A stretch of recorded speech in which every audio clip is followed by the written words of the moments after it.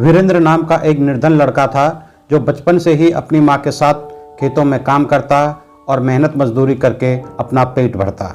गांव के लोग उसे तुच्छ समझते, लेकिन उसकी आंखों में कुछ खास था। कुछ सपने थे जो आकाश को छूने का हौसला रखते थे। एक दिन गांव में एक साधु आया। उसने वीरेंद्र की हथेली देखकर कहा, बालक, तेरा भाग्य असाधारण है। तुझे राजा बनने का वरदान मिला है, परंतु तुझे इसके लिए कई कठिनाइयों से गुजरना पड़ेगा। यह सुनकर गांव के लोग हंस पड़े, लेकिन वीरेंद्र के मन में आग जल उठी। उसने ठान लिया कि वह अपनी तकदीर खुद लिखेगा। एक दिन वीरेंद्र जंगल में लकड़ियां इकट्ठा करने गया। अचानक उसे घोड़ों की टापों की आवाज सुनाई दी।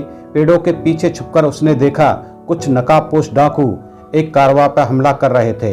कारवां की रक्षा करने वाला योद्धा बहादुरी से लड़ रहा था, लेकिन उनकी संख्या कम थी। वीरेंद्र ने बिना कुछ सोचे समझे एक पत्थर एक डाकू पर फेंक दिया, जिसने पूरी लड़ाई का रुख ही बदल दिया। योद्धा ने वीरेंद्र की मदद से डाकुओं को खदेड़ दिया।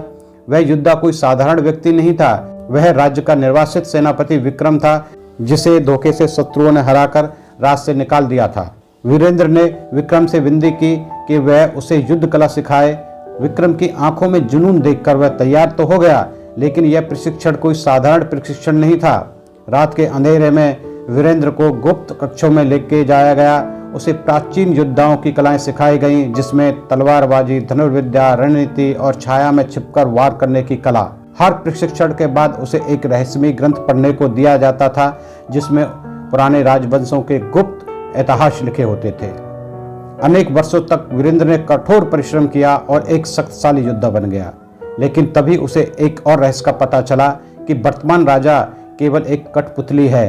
असली शक्ति तो एक गुप्त संगठन के पास है, जो वर्षों से राजवंश को नियंत्रित कर रहा है। यह संगठन काले जादू और छल कपट से अपने शक्ति बनाए हुए है। एक भविष्यवाणी से डरते थे कि एक दिन कोई एक निर्धन बालक उठेगा और वह उनकी सत्ता को समाप्त कर देगा। इसीलिए वह वीरेंद्र जैसे लोगों की खोज में भी थे।